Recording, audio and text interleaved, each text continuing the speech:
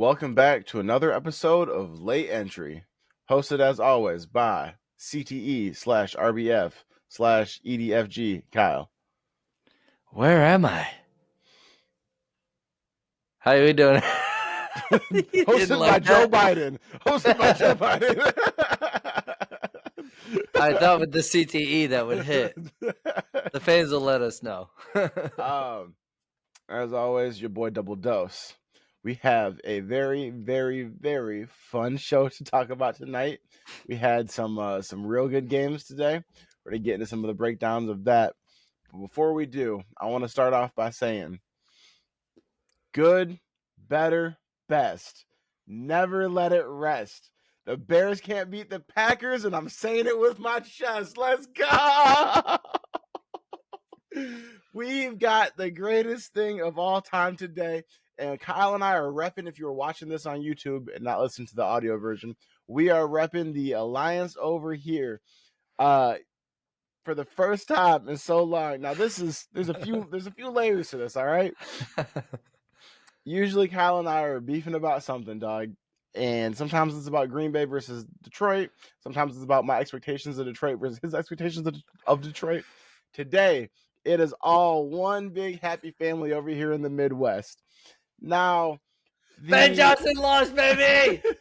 The Lions and the Bears, I feel like, have usually had a pretty healthy mutual respect because the Lions have been bad for forever. The Bears have been bad for forever. We've both been getting destroyed by Green Bay over the last 15 plus years. So it's like, it's a mutual level of respect. When I was out here the last 2 years and the Lions were good and the Bears were still bad, everyone was really happy for us. So normally, as a Lions fan, I would like to show some love to the Bears. But I'm also a Packers fan, and it's fuck the motherfucking Bears, dog. We talking about the oldest rivalry in the NFL. So today, it's not about the Lions. It is, and we'll get to that in a second. But it's also about the Packers, and it's fully fuck the Bears from here. So, yeah, man, I'm very, very, very pleased about what I saw today. We're going to talk about that. But the Alliance I was talking about as well is the fact that the Bears were the number one in both the NFC and in the NFC North, obviously. And so it was a 1-game difference between between the Bears and then the Packers, and the Lions trailing again by that. Now, the Lions really are trying to win the division in order to make it to the playoffs and not to fight for a wild card spot. That's not going to happen if the Bears get 2 up. So all of Detroit, I'm sure today, was rooting for the Packers for the first time ever. For the first time ever, it's fuck the Bears and go Packers. It felt so wrong. Not for me, dog. This is my ideal situation. It's the first time I can be happy about a Packers win without being guilty as a Lions fan. It was fantastic, dog. And so we're going to sit here and have a little Lions/Packers shitfest on the Bears. Would you like to say anything about this, Kyle? Oh, yes, I would. Ben Johnson, this is for you, buddy. You can take your tarp off. You can talk a big game about Packers and Matt LaFleur. But when push comes to shove, bro, you got to show out in those 60 minutes. And guess what? You fucking didn't. I bet you got used to beating him twice a year, but that was when you were in the Honolulu Blue, brother. You can't do that shit anymore. You can't be playing that shit anymore. Matt LaFleur will come for your neck, and I am a first-class member of that recipient. Like I have received the headless assassination that comes from Matt LaFleur, and I'm so glad that Ben Johnson got to experience it as a head coach. I do wish him well in his endeavors. I don't wish him well enough. I hope that the Packers and the Lions beat his ass every year. I've never thought that I would hate an NFC North opponent more than I hated the Bears or more than I hated the Packers in my childhood, but I hate the fucking Bears so much. I hate them so much. Like I do not want to see Ben Johnson be successful like long term. Like I want him to have his moment, but I don't want to see it. He chose to stay in the division. Leave the division, bro. If you want the smoke, then you got the smoke with the Lions. That's all I got to say. don't want to derail what we came here to do today by disagreeing with you a lot on this Go topic, because ahead. this is supposed to be the alliance today. But I will say, I don't blame Ben Johnson for taking the job. You get that defense, you get Caleb Williams. It's a lot better than like the Saints job. It's I a lot better than the Jets job. I'm not mad at him for doing that. What I will say is, as a Lions fan, I want nothing but the best for Ben Johnson. If the Lions and the Packers were to both miss the playoffs, I would want the Bears and Ben Johnson to do well. That's as a Lions fan. As a Packers fan, fuck Ben Johnson. Ben Johnson go get the job. You know, come to the press conference talking about, oh yeah, I enjoyed beating Matt LaFleur twice a year. Well, take this motherfucking L. Take that shit right with you, dog. L's. L's. And I ain't trying to I ain't trying to say that it was a bad hire. I ain't trying to say that he's not a good coach or anything like that either.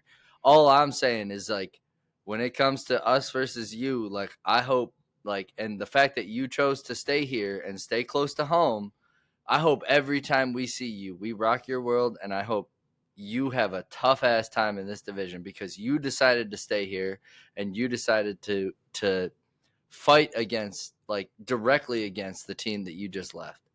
So it's not about I agree with him taking that job. That was the best choice for him. But it's about precedent as an NFC North contender, I don't want to see that guy succeed ever. Hey, he's a rival now. I get it. I'm still hyped, man. Look, before we even get into the game, I gotta do a little bit more gloating, dog. First of all, my man Lewis up at my job, I'm gonna need my $10 from that bet. That's number one. Oh, dog, getting to troll my coworkers, fantastic. If you're watching, you don't know, I do live in Chicago. This is the only, inside these four walls, the only safe place I am wearing this sweatshirt. I go outside, I gotta put that shit away. But yeah, so Lewis, I'm gonna need my $10. Also, guess who was in Chicago yesterday? Angel Reese. I don't know. Buck was here yesterday. Oh shit. Yeah, yep. And so we went out to Lexi and Buck and I went out to the bars last night. We were doing a little talking. She was wearing her Bears shirt. And we talked about it. I told her what time it was. She didn't want to believe me. I told her it was gonna be a loss. I told Lexi, I was like, yeah, I got some money coming into me from these bets. And she was like, wow, you just take money from your friends like that? I was like, if these niggas want to bet on losers, that's their prerogative. I have no shame in that. That's their prerogative. So yeah, they're able-bodied motherfuckers. They can make their own decisions. I need that cheese cheddar from you too. Furthermore, I told her exactly what time it was, and the funniest absolute outcome happened. I told Buck yesterday, I said, because we were talking about like Micah Parsons and talking about the fact that Caleb Williams can run, and I was like, okay, maybe he can get away from the sacks, but he's going to throw an interception. Watch. She said, tell me one player on that team that's going to be able to catch the interception. Well, I have an answer for you, Buck. Kyshawn Nixon. Let's get it with that, dog. And not just throwing a pick. You threw the pick to end the game? Let's go! Threw the pick to end the game. So to all the Bears fans out here, to Buck, all of you guys, I hope you enjoy this L, and we'll see you in 2 weeks. You want to talk about the actual game now? Yeah, I mean, 118 total rush yards by the Packers, 234 yards passing by Jordan Love, accompanied by 3 touchdowns. You're not going to win any game against Green Bay when you give up those numbers, ever. And I know about 85 of those were by Josh Jacobs, but that other guy, Emmanuel Wilson, he ain't nothing to be scoffed at either, man. He is a tough runner, and the Packers, just when you think they're out of it, They will show you we are still one of the top contenders in the NFC, let alone the NFC North. And I know you were talking your big game about it, and I got to give you your props in preseason. You were everyone. Let's cue the clapping sound effect Thank you, in thank you. post, which we don't have, but we'll cue it. But no, you really did. You called it that they were the only team where nothing changed. Just additions. Right. All they did was add to their team. And granted, their number one wide receiver is fucking Romeo Doubs or Christian Watson and we just got Jaden Reed back. Yeah. On paper, you think like, oh, the Packers have no wide receivers, but they have all the wide receivers. So look out for Green Bay. You never know what's going to happen down the stretch. But yeah, I hate the cheeseheads, but good God, I want to punch you right now just because you are partially a fan of them. But I'm pushing for you guys. Today is I'm pushing for the Packers outside of the Lions. Today is the Alliance. I love their team. We helped the Lions today. True. There's two. Before I get into my analysis of the game, I just want to say there's two big takeaways. Number one, the Lions are still alive. The Lions are still alive, but we need help. We need help. We can still win out, but because they beat us twice, they have the tiebreaker over us. So we need them to lose not once, because they're only one game ahead of us, I believe. But it's not about that. It's about the fact that even if we catch up in wins, they still have the tiebreaker. So we need them to lose twice, and we have to win out. This is the win to the division. But we may be able to bump old little Chicago buddies up out of here and take their wild card spot. We might have to see who's got more gangster, Detroit or Chicago. It might come down to week 18, bro. Hey, what size wild card spot is that? My size.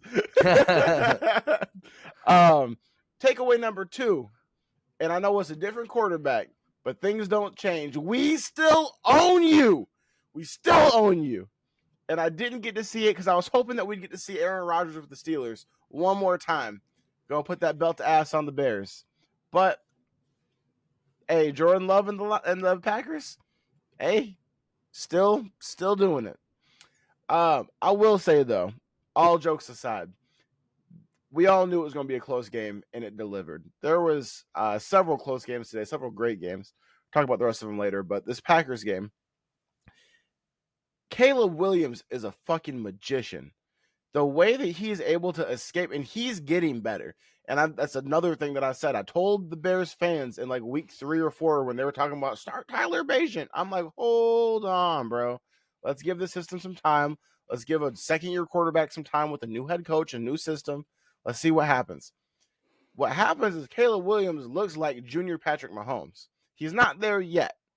Not at all. But there is so much to be positive about as far as the talent goes.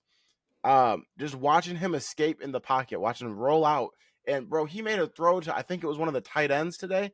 Colston Love, right. Yes. Cole Kmet. Yeah, it was one of them. On the sideline. Right. Boop, drop that boy right into the bro. That is insane. That's unteachable. That's unteachable. When they wound up reversing the call and he was down like a foot or two before the first, but when he escaped up through the pocket and jumped over his own lineman to then run up, like, he is a magician.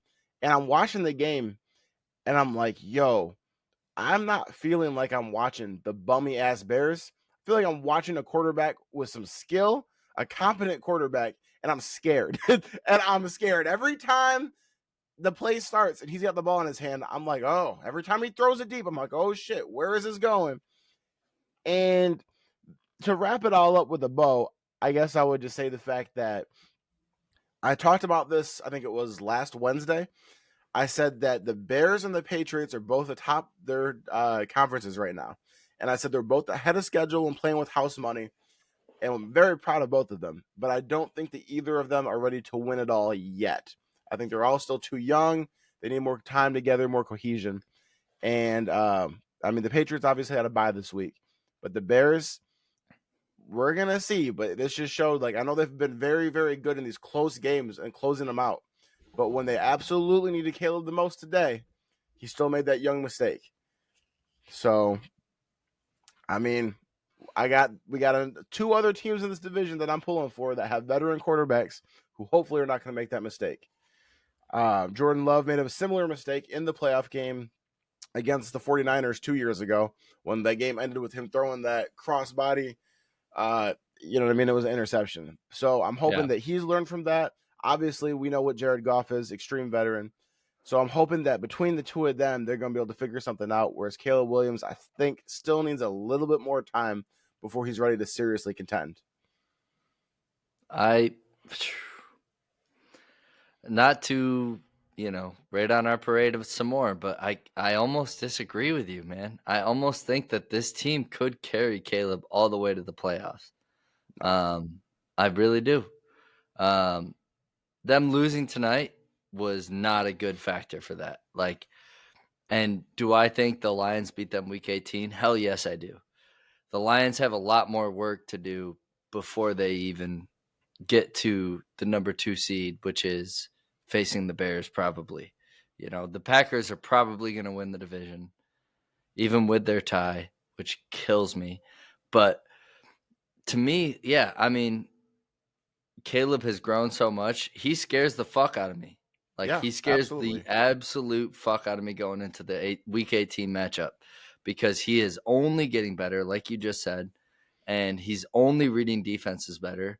And what's to say he's not going to hit a late run, And why wouldn't it be against the freaking Lions of all teams? So yeah, my hopes are up. My thoughts aren't high. I'll answer your question with some optimism for our Lions. All right, please. Here's the whole situation, right?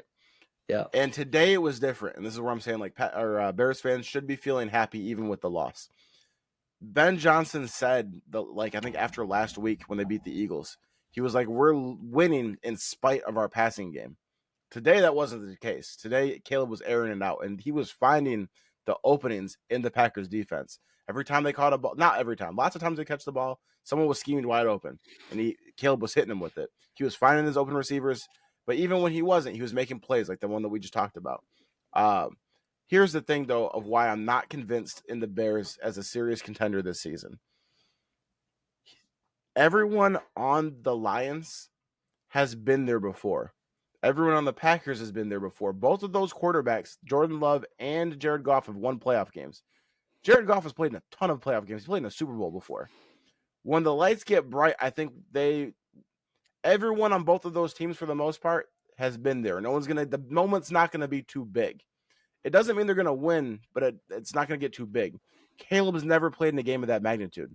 This was the closest thing that Caleb has played as close to a playoff game today. Where literally watching this, it's like, okay, this is for all the marbles as of right now, as far as winning the division. The closest thing that Caleb has played to a playoff game was today. And when he absolutely had to have it right at the end of the game, interception. I don't know if he's ready for the bright lights yet, as far as a playoff game. Even if you get into the playoffs, once you come out and you're having that first playoff game, you can't hide a quarterback in today's NFL. You know what I mean? Like, at some point, they're going to have to throw. The run going to get shut down. You're going to have to deliver with the arm. And I just, like I said, I don't think that he's had the seasoning yet. I think sometimes for quarterbacks, you've got to get to the playoffs and take that L and be like, okay, how do I do this better next year? The other two teams don't have to worry about that. They've done it before. Caleb might come out for that first week one in that first playoff game at that whole different intensity, and it might go in our favor. So while I understand what you're saying, that's where I'm at of like, I don't think that they're ready yet. I could very well be wrong, but I haven't been wrong too much this season. I hope you're right. Hey, you've had a lot of good calls, so I hope that's another one. Yeah, even as skeptical as I've been of the Lions, when push comes to shove, and it's like everybody's going all in on one game, I'm still have to put my money on the Lions in a one game situation. The entire season Yeah. is a different situation, but I'm talking about experience versus inexperience with these teams specifically. No, that's a very good point. And I mean, yeah, people say this is totally off topic here, but like people say it goes through the NFC North when it comes to the NFC's side, but I think it goes through the NFC West.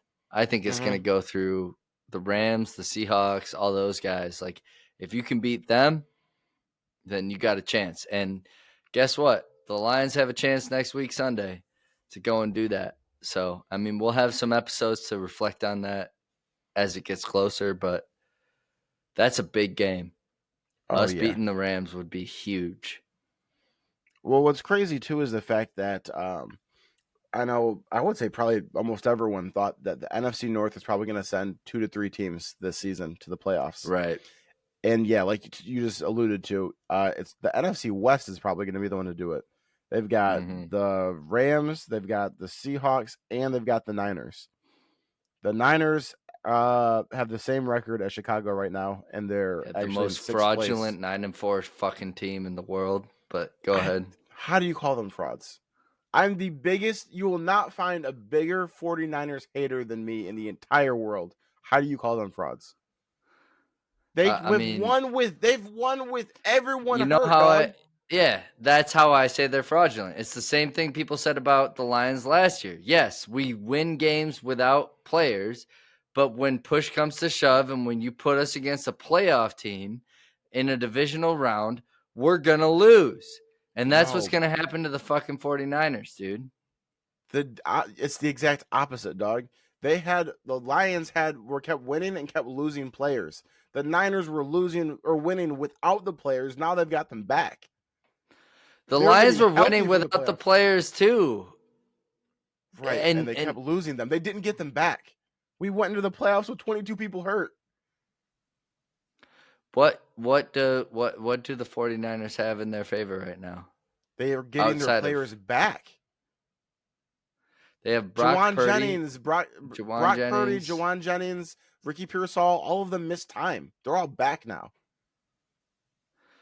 They were winning without the players. Now they have them back. That's what makes them not frauds. They were winning with duct tape car parts.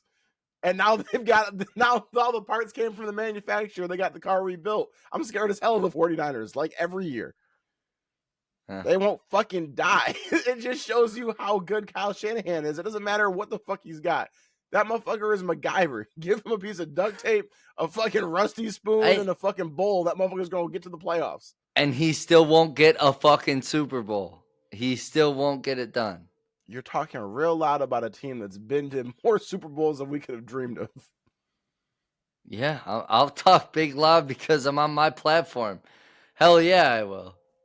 Yeah, I mean, there is that. I'm just saying, bro, like I said, you're not going to find a bigger Niners hater than me, but I have to respect them. I hate them, but I respect them. Yeah, I still think when the playoffs come, they won't be ready because so many teams have been prepping for this for the entire season, and I feel like the Niners are like 5 or 6 weeks behind. Yeah, they found a way to win, but it depends on who they play. They could very easily knock Chicago out. They could very easily knock us out. They could knock Tampa Bay, who lost to the Saints, out. Tampa Bay lost to the Saints today. What? What is that? You know what I mean? We are at a weird point. Yeah.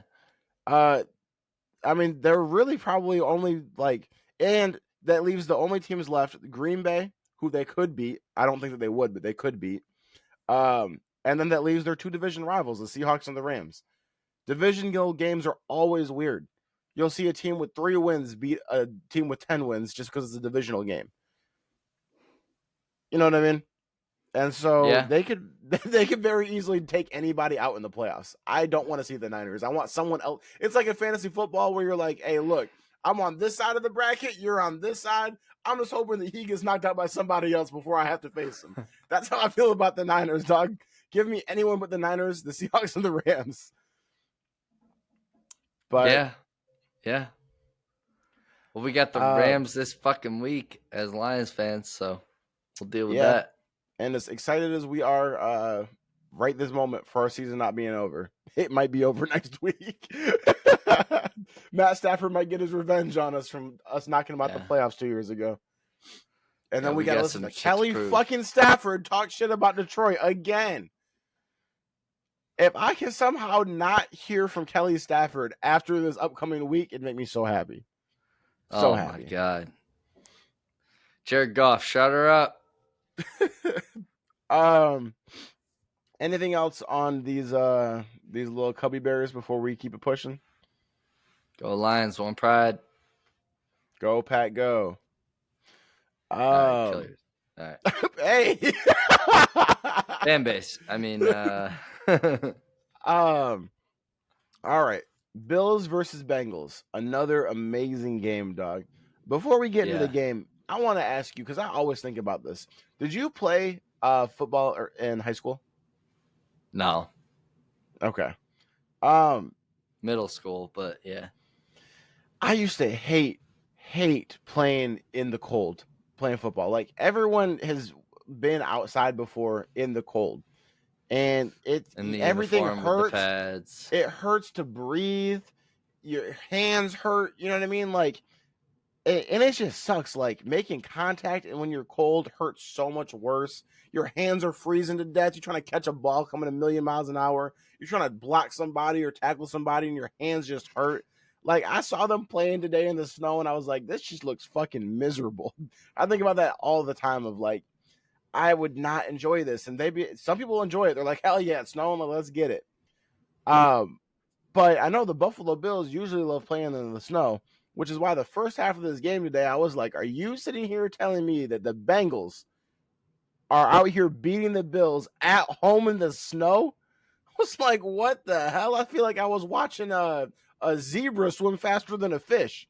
Like, you know what I mean? That shit made no sense to me. And I was like, damn. During the first half of this game, I had that thought. I was thinking about the fact that the Bengals, bro, like, you get Joe Burrow back and might be trying to resurge and win the division. Like, you're not that many games back. You're going to add another one here. One of the two, because you had the Steelers and the Ravens, who I believe had the same record play today. One of them had to lose. So you're just gaining on them, gaining on whoever it is. And I was like, are we have to take the Bills or the Bengals seriously? Their defense, who was atrocious, all of a sudden Joe Burrow gets back. They're stepping up. Took the Ravens out last week. I'm about to take the Bills out. I was like, whoa, what? But the Bills couldn't go out like that. They turned that shit around. Everything changed when the Fire Nation attacked, dog. They changed it up. Josh Allen started playing like MVP, Mr. 40-yard rush touchdown, and then another big rush to clinch the game at the end of it. It was one of the most entertaining games I've seen in a while, other than this other game we just talked about. Honestly, this week was probably one of the best weeks of football we've had in maybe months. I feel like a lot of the games have been ass recently. The NFL, y'all need to get it together with the scheduling. There's no reason we had to sit through this fucking snooze fest of a Chiefs versus Texas game for the primetime Sunday night game, and we had two amazing games earlier.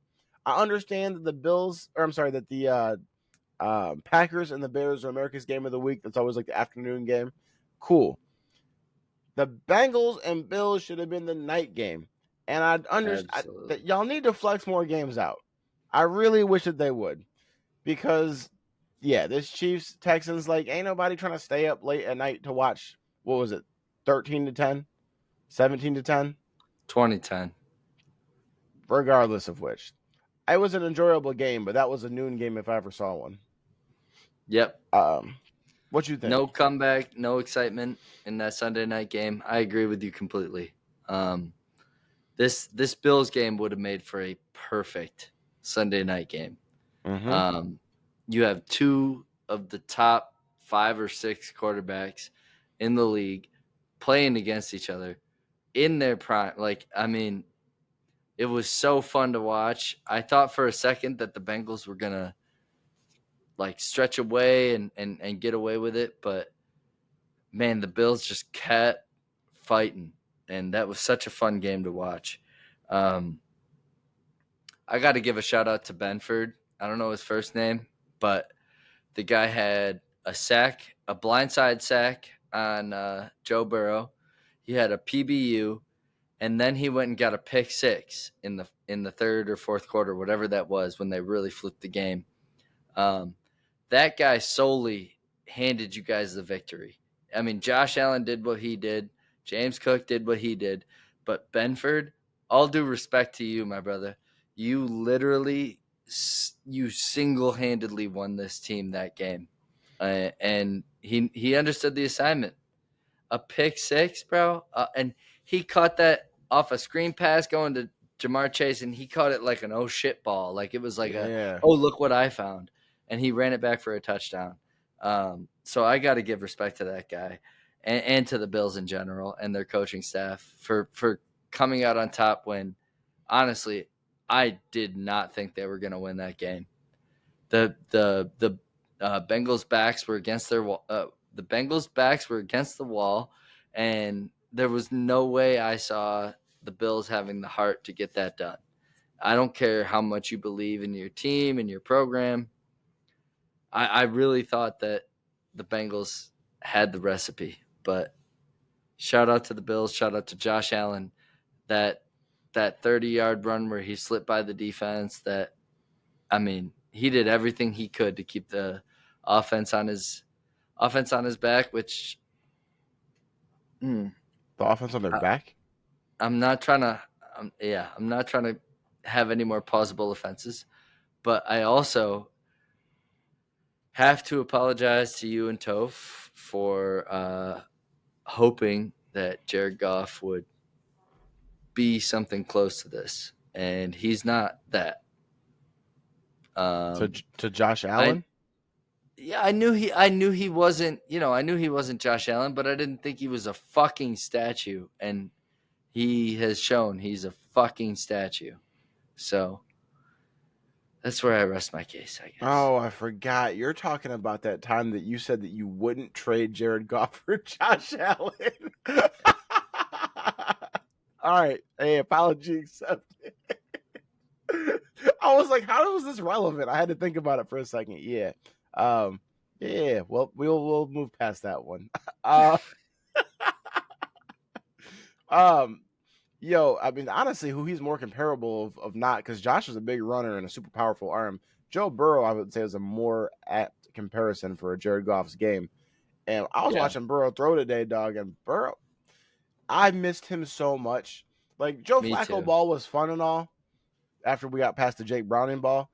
But, man, I absolutely love Joe Burrow. And just watching him throw, some of the windows he can put the ball in, that touchdown to T. Higgins, oh my gosh, dog. Right where the ball had to be. It's irreplaceable. Yep. But here's another thing too. This game is a perfect example of what I'm talking about when I say the teams that are too young to win seriously. The Bills trailed that game the entire way up until mid third quarter. Yeah. And then they were just trading back and forth the whole second half. So when you're losing the whole time, to have the mental fortitude for the quarterback, for the whole team, I mean, the defense has to buy in, the offense has to buy in. All 22 guys have to be like, look, we can still win this. And to put your heads down and come from behind to win, that's veteran type stuff. That's where, especially in the playoffs, that's where, real legends are made. And if you've never done it before, we don't know that you can until you can. We know watching this game with the Bills, they're down 10 points. We know that they still have what it takes because we've seen it before. Can Drake May, can Caleb Williams, can they do that? We don't know that yet. And so I'm watching Caleb Williams. You were trying to just tie the game up, not come from 2 scores down, just come from where you were at to tie it up, and you throw a pick. Drake May has not had the opportunity to even have a game like that because they've been kicking the shit out of these bad teams. This is an example of what I'm talking about when I said I'm curious, and this was the Patriots fans and I have been debating this since I posted the video. But it's and they're like, we can't help who we play, we can only beat them. You're right. But I don't know, and you don't know, and he doesn't know because he's not been in the situation. If when you're down like that, because it could happen, can you come back from it still? And so when I'm talking about, this is just me explaining to myself of why I'm saying that some teams, I don't know if they're ready to do it yet. I don't have the confidence yet because I need to see when you're absolutely tested, when you face real adversity, can you do what Josh Allen did today? Most teams, most quarterbacks, they cannot. Yeah. So that's where that comes from. Yeah. We had the battle of two of the worst teams in the NFL today, Browns versus Titans. We had what most people thought was going to be the first and second quarterback picked in the draft play each other. And we got some things to talk about with this game. Before we get into the Shedeur part, Myles Garrett, once again, bro, that mouth. That man said before the game, he said a few days ago during a media session, he said that he is going to try to get 4 sacks today. 4. And he said, "Oh, I respect the Titans enough to not for them to not expect it." Okay, well, he wound up with 1. He wound up with 1. You called your shot at 4 and got 1 against the Titans. I'm not trying to hate on Myles Garrett. I just think it's fucking hilarious. Like, you're like, yeah, I'm gonna try to get 4 because they suck, and then you get 1, and it's like, oh, and you lost. Oh, well, so, yeah. and you lost. So, not a great look.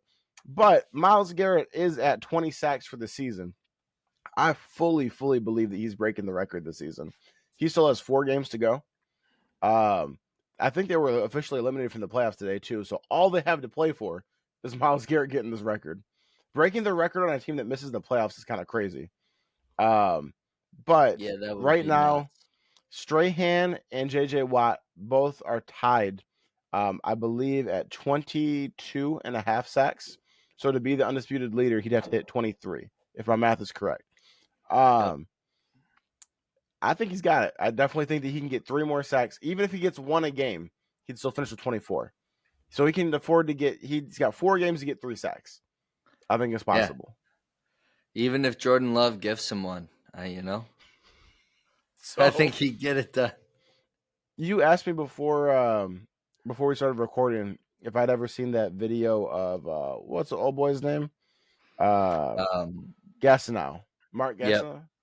Is it Mark? Yeah, Gastineau. Mark Gastineau. Yep. Yeah, where he came up to Brett Favre and was basically super upset with him about it. He's like, "You cost me my legacy."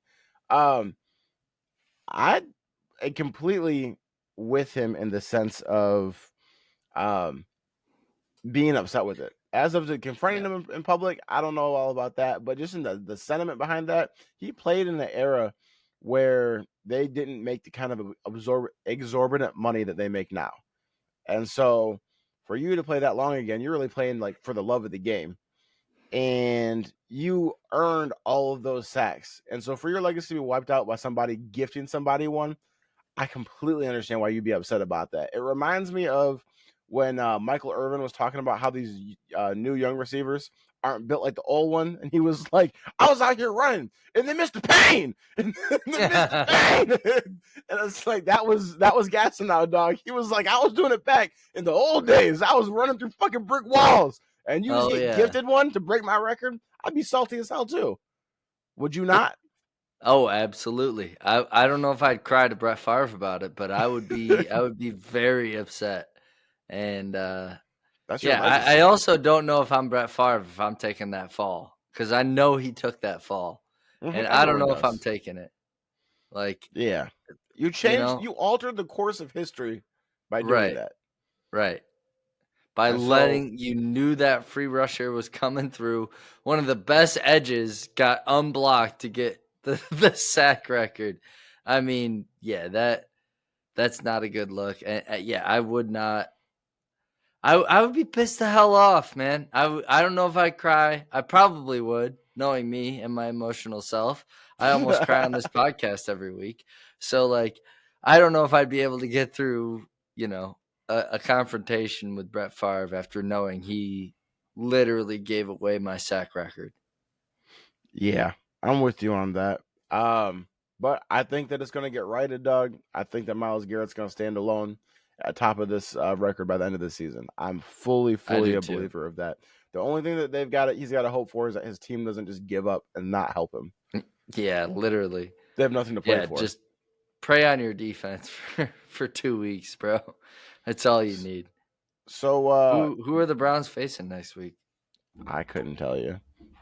I mean, they played the worst team in the league today. So. Shit don't matter. Yeah. Our boy Shedeur, he had a good game today, albeit it was against the Titans. But he has looked incredible, dog. Now, this man's only had 3 weeks of practice with the number ones. This is his third start, or is it 2 weeks? Because he took over when Gabriel got hurt. So this is either 2 weeks or 3 weeks of practice with the number ones. Like That's 2.5. Yeah. And has been balling out. Look, so let me give you some stats on this. He had 4 total touchdowns a day, 393 total yards. He is the first rookie quarterback to throw for 300 plus yards this season. Additionally, Damn. he is the first Browns quarterback with 300 pass yards, 3 pass touchdowns, and a rush touchdown in the same game since 1950. It took damn near the whole year, but the Browns finally played him, and he's giving y'all the production. I guarantee the Browns still find a way to fuck this up, but he is delivering on it. Now, the Browns, as I said, still finding a way to fuck it up. Went ahead and cost themselves the game, probably on purpose today. Who knows? They were, I believe, going for a 2-point conversion at the end of the game, and took Shedeur, the guy that's been balling out, leading you this whole game, took him out the game, ran a wildcat, pitched or snapped it directly to Judkins, and the play hole just falls apart. And that was the game. Jason Whitlock, unfortunately, someone that I have no respect for, made one of the best points I've ever seen today. He said that the Browns did an excellent job because they were able to develop Shedeur while still finding a way to lose the game for the draft picks. But Shedeur, like a professional, and everyone talked about, like, is he mature enough? Is he this or that? Well, I would say that he handled this all very well. I'm going to play a soundbite from the post game for you. You know, I would wish if I'm out there any play, you know, I would wish I would always have the ball in my hand, but that's not what football is. Sometimes you got to run the ball. Sometimes you got to kick a field goal. You know, everything. That's the game. That's the game. That's the most important thing is the ball. So in any situation, of course you would want to, but I know we practiced something and we executed it in practice, and we just didn't seem to this day. So I would never go against, you know, kind of like what the call was or anything. Did it work in practice? No, we just called it in the game and it didn't work in practice. I don't think you call plays in a game that didn't work in practice. I think that despite the fact that the Browns literally cost themselves a win, called a stupid play, did not let the guy that brought you there finish it off, I still think that he answered that very maturely. And then he did have the little sarcastic remark, but that was a dumbass question to ask too. So he just pointed out how dumb it was without, you know what I mean? Yeah. Call the reporter out. If that didn't work in practice, we would have never fucking called it, dumbass. Yes. Yeah. But he's not going to come out here and blast his own team like, no, stupid ass nigga, what was that? Like, you know what I mean? But that's a true professional, man, which is what he is. He's a true professional. And I'm going to turn this over to you in a second, let you give your thoughts on this. But I just want to say, like, I've had mixed feelings before about the whole situation. This guy was coach of the year not too long ago. He was winning games with Dorian Thompson-Robinson. But I just feel like throughout all of the success, Stefanski is still trying to hold Shedeur down. And I feel like it may be time for them to part ways this coming season, because it's like, I would think that you would want to finish that off. But yeah, it was a dumb decision to me. And I think that Stefanski, it might be time to find another team. What do you think? Yeah. I mean, while he's the coach that drafted you, he didn't really draft you, you know? He wanted you as an insurance policy while he knew you were the biggest upside in college football. And guess what? You were. You should have been top 5. You should have been top 10. I mean, there's no reason that Tyler Shuck should be running the Saints offense in this way. Like, what's that now? I said he did beat Baker today. He did. But could you tell? I mean, how much more points would Olave have on your dynasty team right now if Shedeur Sanders was his freaking quarterback? Because Shedeur Sanders is not afraid to take the risk. He's not afraid to throw it into a slot where it doesn't belong. And I mean, he showed that tonight. He threw some shit in some really tight slots. Pause. And I mean, Put some balls there's in some no tight holes. reason not to. I'm not pausing at any tight holes. Are you?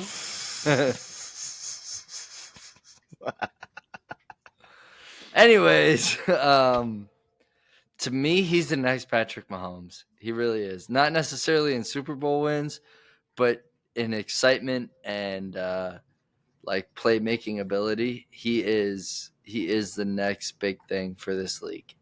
That is a huge, bold statement.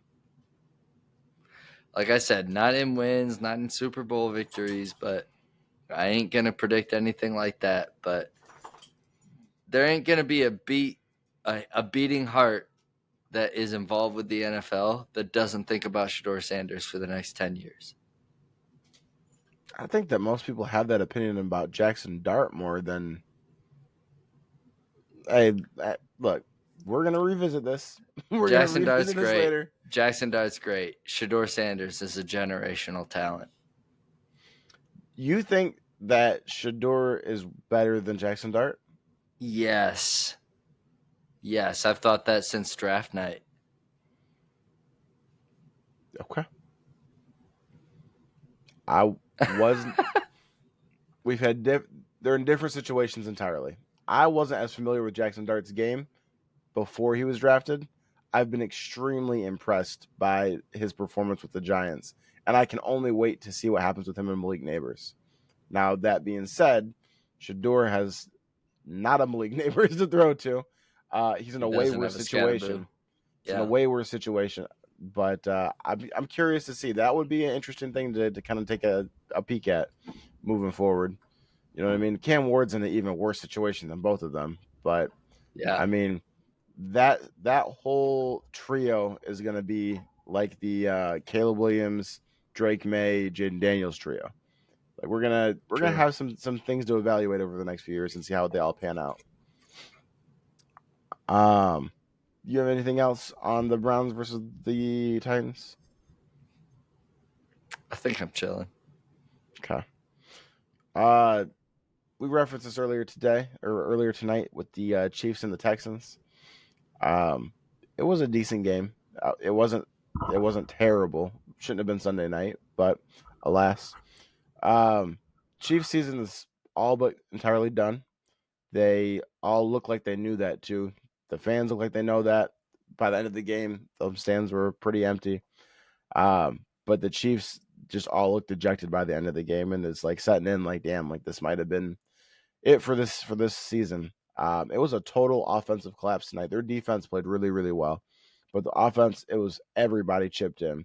The line was bad. Mahomes was getting smoked the whole time. Although that is the Texas defense. They did the same thing to Josh Allen a few weeks ago. But Mahomes was missing throws. Kelce and Rice both had bad drops. Very, very costly drops. Andy Reid went for it on fourth down, which cost them some points. Like everybody involved with the offense completely had a collapse tonight, which was bad. I want to talk about. Do you have anything on the game before we get into the what's next stuff? The big thing to me is they had bad luck for the first time in a long time as the Chiefs. I mean, they had some calls not go their way. I mean, I don't have the exact specifics, but I know there were a couple of illegal blockings in the backs and things like that went uncalled. And honestly, it was so great to see that happen to the Chiefs because finally things were not being slipped under the cracks. Things were not like being catered to them to get this win, especially at home. Like it just felt so good that the Texans got it done. The fans got depressed. Patrick Mahomes looked like a dad that's ready to just go home to his daughter, which, no disrespect to that, but you got to win some football games, brother. Yeah, I'm so happy with the way this all played out. How about you? I I'm not a hater of them. What I will say is it's funny that we have two of the exact same things written down. Um, I have literally, like you just said, I have things just haven't gone well at all for them this season. All luck has going against them, even down to missed kicks. Every previous year, it's like everything just goes just right for them. A doink that then bounces in, a call that goes in their favor. Something crazy always happens to get them over the hump. And this season, every time that they hit that fork in the road, it's gone the opposite way for them. And so, what that to me shows is exactly why Tom Brady went 10 years without winning a Super Bowl. The shit is hard. It is hard to be good. It's hard to be good consistently, and to have this level of excellence that they've had since Mahomes came in the league. It's hard to replicate that every single year. And for the longest time, the Chiefs are making it look easy. And for the first time, it's not looking easy. And so they're dealing with that now. But I want to talk about Travis Kelce for a second.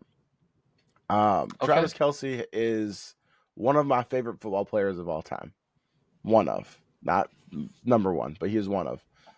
Part of this has to do with the fact that, we've been in a dynasty league for like 7 years together, and he's been my tight end for that. So I've had in a position in fantasy football where tight end is kind of a crapshoot every week. Had consistent excellence for the last 7 years. And so I'm in another dynasty league, have him in that as well too. That was a number one, like, gotta get. And also I've been watching very closely the slow aging of this whole situation. And I've just got so much love for the man. Like, it's fun to see him play. It was fun to see his connection with Mahomes. We go back to that super great Bills playoff game. 13 seconds left, and Kelce I think he was the one who got the touchdown. I know it was like a combination of like Tyreek and Kelce, but it just always was always showing up. He got that contract extension, absolutely deserved. I've just loved seeing him. I've enjoyed seeing him talk his stuff. It's been great. And so what's unfortunate is this could be an example of where they talk about everyone doesn't get a storybook ending. So obviously they win the Super Bowl 2 years ago. And it's like, okay, is Kelce going to retire now? Is he not going to retire? And then he's like, well, what if we go for 3? So we run it back. So now you go from you could have retired as a Super Bowl champion to now you lose in the Super Bowl. Okay, we made it to the Super Bowl, but we didn't win. Do you retire now? No, I want to see if we can get it one more. Can we get one more? And now if you retire after this season, you retire after not making the playoffs. That is such a worse feeling than if you retire as a Super Bowl champion. Every year it's gone on, it's gotten one step worse. You know what I mean? And so it's tough. It's tough to see, a player go out like that. But the production, it's been up and down this season for him. Tonight he had 1 catch for 8 yards. Oof. I'm sitting here wondering, like, dog, they showed Taylor Swift up in the box. I'd be feeling embarrassed about his Kelce. Like, dog, I had 1 catch tonight. I had several drops, and we just got eliminated from the playoffs pretty much. Did Taylor Swift get the ick? You know what I mean? I'm calling the wedding off. She's like, I don't know. I date winners. But on a serious note, it is sad to see because Mahomes is going to keep running it back. He's still here for some time, but for Kelce, it's looking like it's getting late. It's getting late on that career, on that window. And if this is the end, and we'll revisit this if it is the end, but I've enjoyed all the time, and I would like to see one more year, but I also don't want to see a shell of himself next year either. So we'll see what that looks like for him. You are you a Kelce fan? I know you said earlier it's fuck the Chiefs. Yeah, I am a Kelce fan, honestly. And it's a part of why I think he should retire is because I know his best days are far from behind him.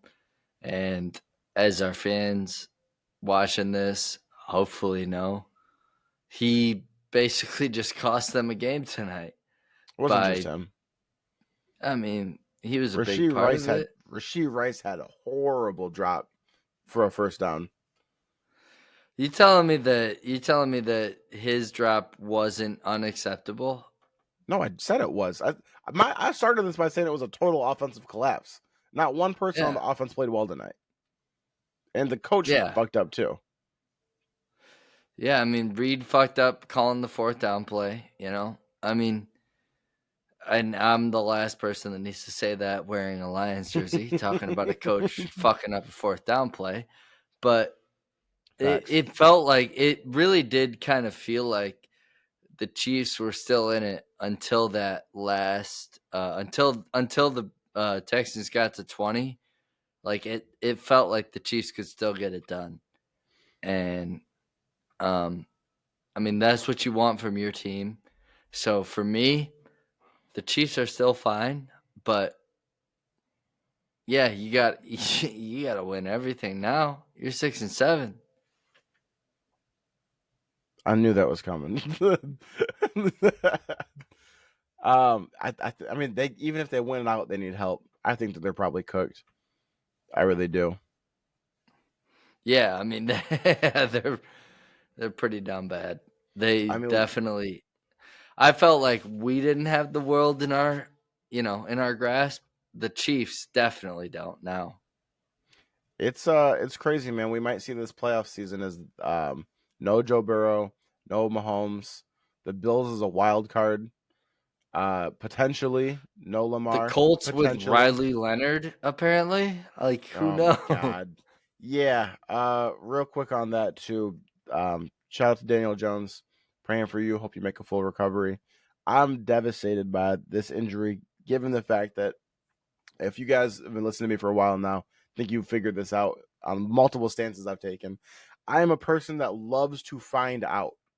I love to find out. I hate what ifs. I hate looking back on what would have happened if. I want to know, which is why the call us versus the Eagles drove me crazy so much, is with that fucking ghost pass interference. Like, I want to, even if we lost, I want to find out. And so with Daniel Jones, that's been one of the most intriguing stories, is like, when is he going to turn back into a pumpkin, or is he? And it was same thing with Sam Darnold on the other in the NFC. But it's like, I wanted to see what happens. Let's get Daniel Jones back in the playoffs. Are you going to deliver or are you not? And I know that he was playing with a cracked, I think, fibula the last 2 weeks. And then today to tear the Achilles, it's like, oh my gosh. I wanted so badly to see what was going to happen. And now you've got that team. Sauce, I think, is hurt too. So you traded for Sauce. He's hurt. Daniel Jones is hurt. And they have no first-round pick. That might have been poof. That's it. That might be it for that franchise for the next little bit. We'll see. But yeah, we've still got Anthony Richardson on IR, and now Daniel Jones. Like you said, it's Riley Leonard. It's scary times out here. Yeah, I'm depressed, man. This sucks. Like, how do you go from the biggest resurgence in the NFL to Riley motherfucking Leonard? I mean, good luck. They did enough, but man, I mean, even just, we're talking MVP stuff with Jonathan Taylor. I mean, that's over. You know, I mean, I know he hasn't had a great case in the last few weeks, but like, yeah, that's done now. Now that freaking Daniel Jones ain't. Oh my God. Like, can we let some shit just play out? I know the Colts would have lost second round regardless. Like, they wouldn't get past the Chiefs or the Bills or the Ravens, who are fucking 6-7. Jesus Christ, I did it again. Like, they wouldn't get past those teams in the playoffs. And the fact that we're sitting here like they actually are a contender is ridiculous. Well, you know what's nuts is talking about, like earlier, we're talking about there's no Mahomes. Probably no Joe Burrow, potentially no Lamar. I mean, right now we're sitting here at like the Patriots, the Steelers with Aaron Rodgers, who took out the Ravens today. My dog, my absolute dog. Let's go. Shut the fuck up. Jacksonville and Denver as the division leaders. And then if we look at the potential wild cards, we've got where's this at? Conference. Yeah, that Buffalo Chargers. This is going to be a very interesting playoffs in the AFC. But this is also why I'm saying I don't know if anyone in the AFC is going to win the Super Bowl this season. So that on Wednesday, I'm still sticking by that. This is going to be very interesting. But you've got literally Bo Nix and Drake May out here running the entire AFC. This could be, if they stay in the playoffs, this could be Josh Allen's easiest walk to the Super Bowl. This might be the Red Sea parting to allow him to get through. He is the most experienced, best person that I think is left at this point. Somebody Especially took Mahomes on out. that side. Yeah. That's what I'm saying, dog. And that would be the only team that I think could win the Super Bowl from the AFC. But their defense is not good either. So we'll see. Last thing of the night. You've got a blind ranking? Yes, sir. Okay. All right. Are you ready for this? I hope so. I'm All scared. right. I'm going to hit you with a blind ranking on NBA GOATs. Talked about football all episode, and you bring me some basketball. Let me switch Yep. my brain up real quick. All right. I'm ready for this. NBA GOATs. Number 1, Shaquille O'Neal.